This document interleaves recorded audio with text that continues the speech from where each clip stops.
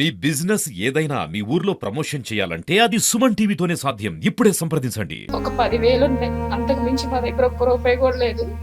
అది తీసుకొని వెళ్ళిపోయి డబ్బులు కట్టమని చెప్పారు. ఫస్ట్ 1,50,000 కడితే మేము ఆపరేషన్ చేస్తాం, లేకపోతే చేయమని చెప్పి జనరల్ వార్డులోకి పడేశారు.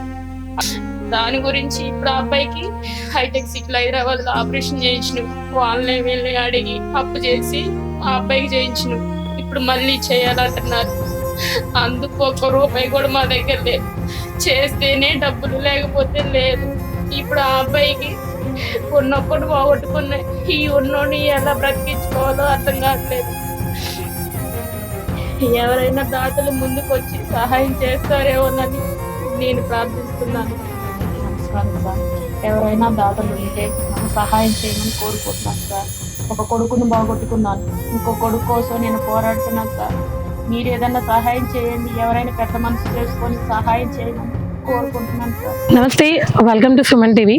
ఇప్పుడున్న కాలంలో జబ్బులకి వయసుతో సంబంధం లేకుండా పోయింది. తల్లి గర్భంలో ఉన్నప్పటి నుంచే చిన్నపిల్లలకు కూడా రకరకాల సమస్యలు, ఎన్నో ప్రాణాంతకమైన వ్యాధులు. అది జెనెటిక్ పరంగా కొన్నైతే ఇప్పుడున్న వాతావరణ పరిస్థితుల వల్ల, ఇప్పుడున్న పొల్యూషన్ వల్ల మరికొంత అయితే, ఇంకొన్ని అయితే మై ఫుడ్ హ్యాబిట్స్ వల్ల కూడా వస్తున్నాయి. సో ఏదైతే ఏంటి, మొత్తానికి ఒక 10 మంది పిల్లవాళ్ళని మనం తీసుకున్నా కూడా కనీసం ఒక్కరైనా కూడా ప్రాణాంతక వ్యాధితో బాధపడుతున్నారు. అలాంటి ప్రాణాంతకరమైన వ్యాధితో బాధపడుతున్న ఒక పిల్లవాడిని కలుసుకోవడానికి అయితే వచ్చాను. పిల్లవాడి ఆరోగ్య పరిస్థితి చాలా బాధాకరం అయితే, వాళ్ళ కుటుంబ పరిస్థితి కూడా చాలా దయనీయమైన పరిస్థితిగా ఉంది. సో ఆర్థికంగా చాలా వెనుకబడి ఉన్నారు. అయిన వాళ్ళు కూడా ఎవరు సహాయం చేయలేని పరిస్థితిలో ఉన్నారు.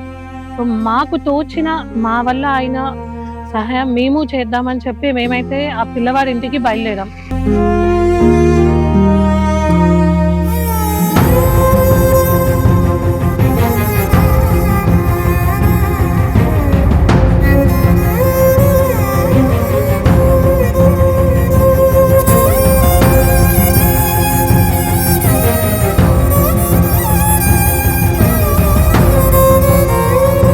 సో ప్రస్తుతం నేను మెదది కొత్తగూడ పెనుబల్లి మండలంలో ఉన్న గంగదేవిపాడు అనే ఒక గ్రామంకి వచ్చాను.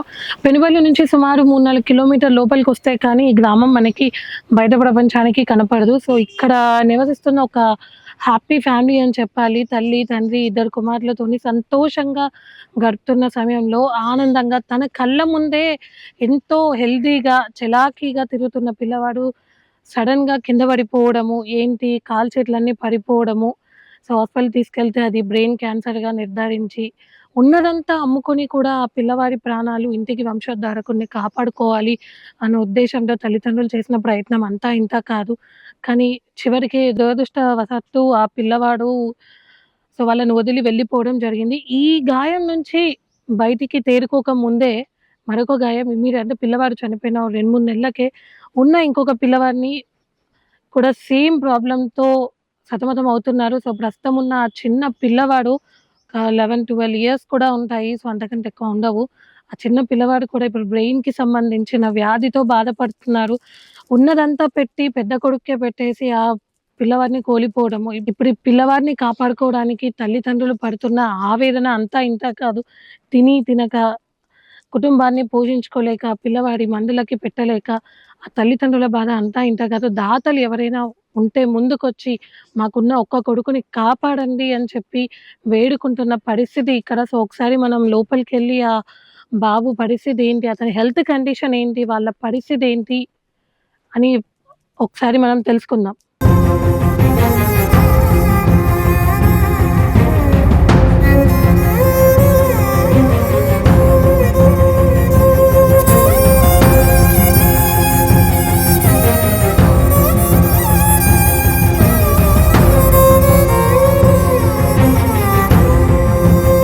ప్రస్తుతం ఆ పిల్లవాడి తల్లిదండ్రులతో మాట్లాడడానికి అయితే వచ్చాను. ఒకసారి వారితో మాట్లాడి మరి వారి బాధ ఏంటి అనేది మనం తెలుసుకుందాం. హాయ్. హాయ్. నమస్తే సార్. ఏం పేరు? క్రిస్టోఫర్. స్కూల్ వెళ్తున్నావా? ఎందుకు నాన్న? ఎందుకు వస్తుంది తలనొప్పి నీకు? ఆపరేషన్ ఎందుకు చేశారు? బ్రెయిన్ ట్యూమరా? ఎన్ని ఇయర్స్ నుంచి వెళ్ళట్లేదు? 2 years నుంచి. నీకు పెయిన్ వస్తుందా ఇంకా? అప్పుడప్పుడు వచ్చేద్దా? మరి ఏం చేస్తున్నావు ఇంట్లో? ఏం చేయట్లేదు, ఇంట్లోనే ఉంటాం. మా పెద్ద బాబు ఎలా ఉండేవాడమ్మా? చాలా యాక్టివ్గా ఉండేవాడు. అసలు ఏ మాత్రం కూడా మీకు డౌట్ రాలేదా? లేదండి, చక్కగా స్కూల్కి వెళ్ళేవాడు, ప్రతిరోజు మంచిగా ఆడుకునేవాడు, బాగా మంచిగా ఫుడ్ కూడా బాగా తినేవాడు, హెల్తీగా ఉండేవాడు. సడన్గా పడిపోయి ఒక రోజు సడన్ గా పడిపోయిందా? సడన్గా పడిపోయాడు. నైట్ 10-11 అవుతుంది. ఆ రోజు కంకి కాల్చిమంటే కాల్చి ఇచ్చాను నేనే. తిని పడుకున్నాడు హోంవర్క్ చేసుకొని. సడన్గా ఇక వాంతులు చేసుకొని మోషన్స్ అయినాయి. ఇక అంటే బ్లడ్ వామిటింగ్స్ ఏమన్నా అయినాయా? లేదు, మామూలుగా మామూలుగానే అయినాయి. మామూలుగా మోషన్స్ కి వాంతులకి మామూలుగా వెళ్ళాడు. ఇక నేను చేతుల మీద లేపుదామన్నా కానీ ఇక రావట్లేదు. ఈ కాలు చేయి అప్పటికే పడిపోతుంది, అసలు ఏమీ తినట్లేదు, చేయట్లేదు. సడన్గా పడిపోయాడు నా పెద్ద కొడుకు. ఇక అది చూసి 2 రోజులు వీళ్ళనే ఒక రోజు సెలైన్ ఎక్కించి మామూలుగా ఇంజెక్షన్ చేశారు. అదే నార్మల్ గా ఒట్టిగా అయినాయి అనుకొని అనుకొని ఇచ్చారు. ఇచ్చాము. అయిన తర్వాత మంచినీళ్ళు పోసినా కానీ ఇక తాగట్లేదు. ఇక భయం వేసి మేము ఖమ్మం తీసుకొని వెళ్ళాము. అక్కడ డాక్టర్ గారు ఇక సడన్గా హైదరాబాద్ తీసుకెళ్ళిపోమంటే నాకు దిక్కుతోచని స్థితిలో ఉండి ఏడ్చుకుంటా అలాగే కూర్చొని ఏడ్చాను. తర్వాత అప్పటికప్పుడే ఇక కారు కట్టించుకొని హైదరాబాద్ వెళ్ళిపోయిన తర్వాత అక్కడ నిమ్స్ హాస్పిటల్కి వెళ్ళాం. నిమ్స్ లో చేయించారు. ఎమర్జెన్సీ నిమ్స్ హాస్పిటల్కి వెళ్ళాం. మా దగ్గర ఒక్క రూపాయి కూడా లేదు ఆ రోజు. ఒక 10,000 ఉన్నాయి, అంతకు మించి మా దగ్గర ఒక్క రూపాయి కూడా లేదు. అది తీసుకొని వెళ్ళిపోయి డబ్బులు కట్టమని చెప్పారు. ఫస్ట్ 1,50,000 కడితేనే మేము ఆపరేషన్ చేస్తాం, లేకపోతే చేయమని చెప్పి జనరల్ వార్డులోకి పడేశారు. అక్కడ కూర్చొని ఏడ్చామని పట్టుకొని నేను ఏం తోచని పరిస్థితిలో పడిపోయి ఉన్నా నేనైతే. నాకంటూ ఎవరో లేకపోయినా కానీ ఆ రోజు ఓదార్చడానికి కూడా ఎవరూ లేరు. ఇక అప్పటికప్పుడు ఇక పొలం అమ్ముకొని డబ్బులు పట్టుకొని వచ్చేసారు మా చుట్టాలు. ఆ డబ్బులు పెట్టి వీడికి ఆపరేషన్ చేయించిన. ఫస్ట్ చేయించారు, మళ్ళీ తర్వాత 15 రోజులకి మళ్ళీ చేస్తామన్నారు. మళ్ళీ 15 రోజులకి మళ్ళీ చేశారు. అట్లా వాడు తల 4-5 సార్లు కోసి ఎంతో బాధ భరించాడు వాడు. అయినా కానీ అది బ్రెయిన్ క్యాన్సర్ అని చెప్పారు. 3 నెలలు 4 నెలలు అలాగే ఉన్నాం. హైదరాబాద్లోనే ఉన్నాం. తినక ఇద్దరమే. ఈ బాబు మా అత్తగారి దగ్గర ఉండు, మా చిన్న బాబు చూసేవాడు లేక, తినటానికి తిండి లేక ఎన్నో బాధలు పడ్డాం. మాకంటూ ఏమీ లేదు, ఉన్న 1/2 ఎకరం పొలం అమ్మేసినాం. ఇప్పుడు అద్దెంట్లో ఉంటున్నాం. సేమ్ అదే పొజిషన్ మళ్ళీ మా చిన్న కొడుకు వచ్చింది. దాని గురించి ఇప్పుడు ఆ అబ్బాయికి హైటెక్ సిటీలో హైదరాబాద్లో ఆపరేషన్ చేయించినాం. వాళ్ళని వీళ్ళని అడిగి అప్పు చేసి ఆ అబ్బాయికి చేయించినాం. ఇప్పుడు మళ్ళీ చేయాలంటున్నారు. అందుకు ఒక్క రూపాయి కూడా మా దగ్గర లేదు. చేస్తేనే డబ్బులు, లేకపోతే లేదు. ఇప్పుడు ఆ అబ్బాయికి ఉన్నొక్కటి పోగొట్టుకున్నాయి. ఈ ఉన్నోని ఎలా బ్రతికించుకోవాలో అర్థం కావట్లేదు. ఎవరైనా దాతలు ముందుకు వచ్చి సహాయం చేస్తారేమోనని నేను ప్రార్థిస్తున్నాను. మీరు అడిగారా అమ్మా? లోకల్లో ఇక్కడ సర్పంచులు పెద్ద మనుషులు వాళ్ళందరూ ఉంటారు కదా, మీరు అడిగారా? అందరిని అడిగాం, ఏమన్నారు? ఎవరు పట్టించుకునే వాళ్ళు కూడా లేరు.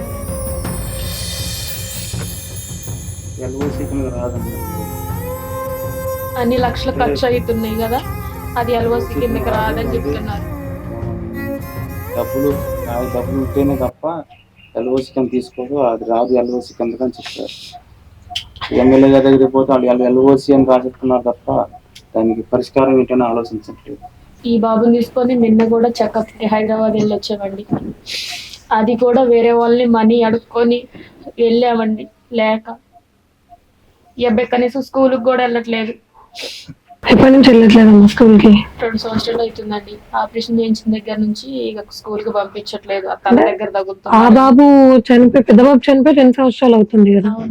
అలా చనిపోయిన తర్వాత మళ్ళీ ఆ అబ్బాయికి బ్రెయిన్ క్యాన్సర్ అని చెప్పిన తర్వాత ఈ అబ్బాయికి ఒక డౌట్ వచ్చి తీసుకెళ్లి టెస్ట్ చేయించారు. అబ్బాయి ఉన్నప్పుడే చేయించారా? లేదు, చనిపోయిన తర్వాత డౌట్ వచ్చి చేయించారు. డౌట్ ఒక రోజు తలనొప్పి అని ఏడ్చుకుంటూ పడుకున్నాడు. ఈ అబ్బాయి కూడా జ్వరం వచ్చింది, తలనొప్పి వచ్చి పడుకున్నాడు. డౌట్ వచ్చి వాళ్ళ నాన్నకి తీసుకెళ్ళి స్కాన్ చేపిస్తే ఈ అబ్బాయికి కూడా సేమ్ అలాగే వస్తుందని చెప్పారు. ఇక ఏం చేయాలో అర్థం కాక అక్కడ ఇక్కడ అప్పులు చేసి తీసుకొని వెళ్ళాము. బాగా యాక్టివ్ గానే ఉంటారా? మంచిగా ఉంటాడండి. అసలు ఏం లేని హెల్దీగా అట్లా హెల్దీగా ఉన్నట్టే. మంచిగా తిరుగుతా ఆడుతా తినటానికి దేనికైనా బాగానే ఉంటున్నారు. కానీ పరిస్థితి చూస్తే ఇలా ఉంది.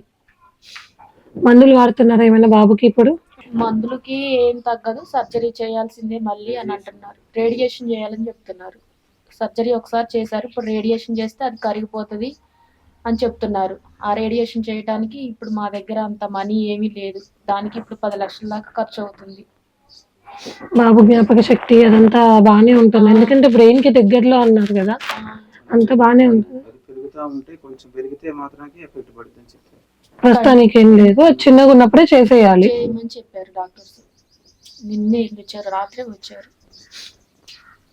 మీరేం కావాలని కోరుకున్నారు? అంటే గవర్నమెంట్ దగ్గరికి వెళ్ళాము, ఎమ్మెల్యే దగ్గరికి వెళ్ళాము అని చెప్పి అంటున్నారు కదా. అవును, ఇది ఇంకా ఎవరైనా చూసి దాతలు అనేది చూసి మాకు సహాయం చేయాలని మేము కోరుకుంటున్నాం మేడం. ఎప్పటి వరకు చేయాలన్నారు ఆపరేషన్? ఇప్పుడు ఈ 2 నెలలు 3 నెలల్లో మళ్ళీ రేడియేషన్ చేయాల్సిందే, అది పెద్దదవుతుంటే ప్రాబ్లం అవుతుంది, ఇప్పుడు చేయించుకుంటేనే మంచిదని చెప్పారు మేడం. అమ్మ పెద్ద బాబు 4 నెలలు హాస్పిటల్లో ఉన్నారని చెప్పారు కదా, మరి అక్కడ డాక్టర్స్ ఏమన్నారు? ఇంటికి ఎప్పుడు తీసుకొచ్చారు? అక్కడ 4 నెలల వరకు ఉన్నాం మేడం. అతను పరిస్థితి అప్పటికే మా బాబు ఇక డాక్టర్ గారు తీసుకెళ్ళిపోమన్నారు. ఇక కష్టం ఏం చేయలేమని చెప్పారా? చెప్పేశారు. కష్టం తీసుకెళ్ళిపోండి అంటే ఇంటికి తీసుకొచ్చిన 1 వారానికి వాడు మాట పడిపోయింది. తర్వాత 15 రోజుల తర్వాత వాడు చనిపోయాడు. తర్వాత ఒక 2 నెలల తర్వాత ఈ చిన్న బాబుని తీసుకెళ్ళి టెస్ట్ చేపిస్తే మళ్ళీ ఈ బాబుకి కూడా అలాగే ఉంది, చూపించుకోండి అని చెప్పారు. అంటే దెబ్బ మీద ఆ అబ్బాయి ఎప్పుడే అన్ని కోల్పోయినాడు. తర్వాత ఈ అబ్బాయిని తీసుకెళ్ళి కూడా చూపిస్తే సేమ్ అదే ప్రాబ్లం అని చెప్తే ఇక ఈ అబ్బాయికి ఏమో అక్కడ ఇక్కడ అడుక్కొచ్చి పెట్టాము. ఇప్పుడు మళ్ళీ రేడియేషన్ చేయాలని చెప్పారు. దాని గురించి ఎన్ని సంవత్సరాలు అమ్మాయి బాబుకి? ఇప్పుడు 11 మేడం. ఆ బాబుకి ఎంత వయసులో వచ్చింది? ఆ బాబుకి సేమ్ 11. అంటే మీ తాతలకి ఏమైనా ఇట్లా ఉందా? ఇట్లా బ్రెయిన్ ట్యూమర్స్ లాంటివి ఏమైనా ఉన్నాయా? 3 తరాలు 4 తరాలు అవతల ఉంటది అని అంటున్నారు డాక్టర్స్. వంశపరంగా వచ్చి ఉంటది, 2 పిల్లలకు వచ్చిందిగా అని చెప్పారు మేడం. సార్ నమస్కారం అండి. సార్ బాబుకి ప్రాబ్లం ఏంటి సార్? హెల్త్ ఇష్యూ ఏంటి? బాబు ఏమో బ్రెయిన్ ట్యూమర్ అని అంటున్నారు. అవునమ్మా, 2 సంవత్సరాల క్రితం బాబుకి తలనొప్పి వస్తుందని చెప్పి ఖమ్మం తీసుకెళ్తే డాక్టర్ గారు స్కాన్ చేశారు. స్కాన్ చేసి బాబుకి తలలో బ్రెయిన్ పట్టుకొని ట్యూమర్ ఉంది, ఈ బాబుకి సర్జరీ చేయాలని చెప్పారండి. ఏ హాస్పిటల్ వెళ్ళారండి? ఖమ్మం మేధ హాస్పిటల్ డాక్టర్ పోపూరు రాంబాబు గారు ఆ సార్ చూశారు. చూసిన తర్వాత స్కాన్ రాశారు. స్కాన్ చేయించుకొచ్చిన తర్వాత ఆ స్కాన్లో బాబుకి బ్రెయిన్లో ట్యూమర్ ఉంది, ఈ బాబుకి సర్జరీ చేయించాలి అని చెప్పారండి. చెప్పిన తర్వాత ఇంటికి వచ్చేసి హైదరాబాద్ తీసుకెళ్ళి బాబుకి సర్జరీ చేయించాము. సర్జరీకి 5 లక్షల వరకు ఖర్చు అయింది. ఎక్కడ చేయించారు? ఏ హాస్పిటల్? హైదరాబాద్ యశోద హాస్పిటల్లో చేయించాము. హైటెక్ సిటీ యశోద హాస్పిటల్లో చేయించాము. చేయించిన తర్వాత బాబు బాగానే ఉన్నాడు. తర్వాత మళ్ళీ తలనొప్పి వస్తుందని మళ్ళీ ఏడుస్తుంటే మళ్ళీ ఒకసారి హాస్పిటల్ తీసుకెళ్ళి చూపిస్తే అదే ట్యూమర్ మళ్ళీ పెరుగుతుంది, ఈ బాబుకి రేడియేషన్ చేయించాలి అని చెప్పారండి. అయితే ఆ ట్యూమర్ అనేది బ్రెయిన్ దగ్గరలో ఉంది కాబట్టి ఆ ట్యూమర్ని మామూలుగా చిన్న రేడియేషన్ చేస్తే బాబుకి కంటి చూపుకి ప్రమాదం, కాలు చేయి పడిపోయే అవకాశాలు ఉన్నాయి. కాబట్టి కొత్తగా వచ్చిన రేడియేషన్ ఇప్పుడు కొత్తగా వచ్చింది, అది చేయించుకోండి. అదైతే ఒక 30 లక్షలు ఒకటి ఉన్నది, 10 లక్షలు ఒకటి ఉన్నది, మీ ఇష్టం, రెండిట్లో ఏదైనా చేయించుకోండి. చేయించుకుంటే ఆ బాబు కొంతకాలం వరకు సేవ్ అవుతాడు, ఆ ట్యూమర్ అనేది అట్లా ఆగిపోద్ది. అయితే చిన్న బాబుకి ఇట్లా చేయించలేక మా దగ్గర ఆర్థిక సమస్యలు బాగలేక ఏం చేయలేని పరిస్థితులు అట్లా ఉండిపోయామండి. దానికి కారణం ఒకటి, నాకు 2 బాబులండి. అయితే పెద్ద బాబు కూడా సేమ్ ఇదే బ్రెయిన్ ట్యూమర్తో గత 2 సంవత్సరాల క్రితం చనిపోయాడండి. పెద్ద బాబుకి ఆల్రెడీ? అవునండి, పెద్ద బాబు కూడా అదే ట్యూమర్ ఉంది. అయితే పెద్ద బాబుకి కోసమనే మాకున్నటువంటి పొలం అమ్మేశాము, ఇల్లు కూడా లేదు, ఇల్లు కూడా వాటా కింద ఇచ్చేసాము. పెద్ద బాబుకే మొత్తం అయిపోయినాయి. ఏం చేయలేక ఆర్థిక పరిస్థితులు బాగాలేక ఈ బాబుకి అట్లా ఆగిపోవాల్సి వచ్చింది. పెద్ద బాబు అప్పుడు కూడా చాలా ఇబ్బంది పడ్డామండి. పెద్ద బాబుకు ట్యూమర్ సర్జరీ చేయించాము. చేయించిన తర్వాత కూడా అది గ్రేడ్ 4కి వచ్చి క్యాన్సర్ అని చెప్పారు. 4 నెలలు చాలా పోరాడాము, చాలా ఖర్చు పెట్టాము, కానీ ఆ పెద్ద బాబు 2 సంవత్సరాల క్రితం చనిపోయాడు. బ్రెయిన్ క్యాన్సర్ అండి? బ్రెయిన్ క్యాన్సర్ అని చెప్పారు. అందరికీ నమస్కారం సార్. ఎవరైనా దాతలు ఉంటే నాకు సహాయం చేయమని కోరుకుంటున్నాను సార్. ఒక కొడుకును బాగొట్టుకున్నాను, ఇంకో కొడుకు కోసం నేను పోరాడుతున్నాను సార్. మీరు ఏదైనా సహాయం చేయండి, ఎవరైనా పెద్ద మనసు చేసుకొని సహాయం చేయమని కోరుకుంటున్నాను సార్.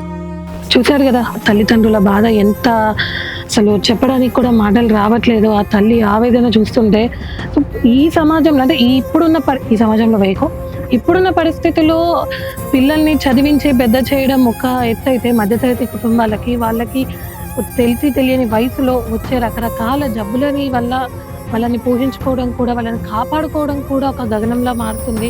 సో దాతలు ఎవరైనా ఉంటే, చిన్న పిల్లోడు క్రిస్టోఫర్ ఒక 10-11 సంవత్సరాల పిల్లోడు, సో అతనికి తన వయసుకి మించిన జబ్బుతో బాధపడుతున్నారు. దయచేసి ఎవరైనా ఉంటే వాళ్ళు ఆ పిల్లోడి ప్రాణాలు నిలబెట్టడానికి సహాయం చేయండి అని కోరుకుంటున్నాము. సో వాళ్ళ PhonePe number and bank details ప్రతిదీ కూడా మీకు ఇస్తున్నాము. మీరు ఇచ్చే ప్రతి ఒక్క రూపాయి కూడా వాళ్ళకి ఎంతో ఇంపార్టెంట్. డాక్టర్స్ కూడా డెడ్ లైన్ పెట్టారు, 3 months లోపలనే రేడియేషన్ చేస్తే ఏమైనా లాభం ఉంటుంది అని చెప్పారంట. సో దాంట్లో ఎవరైనా ఉంటే ముందుకు వచ్చి ఆ పిల్లవాడి పసి ప్రాణాన్ని కాపాడాలని కోరుకుంటున్నాం.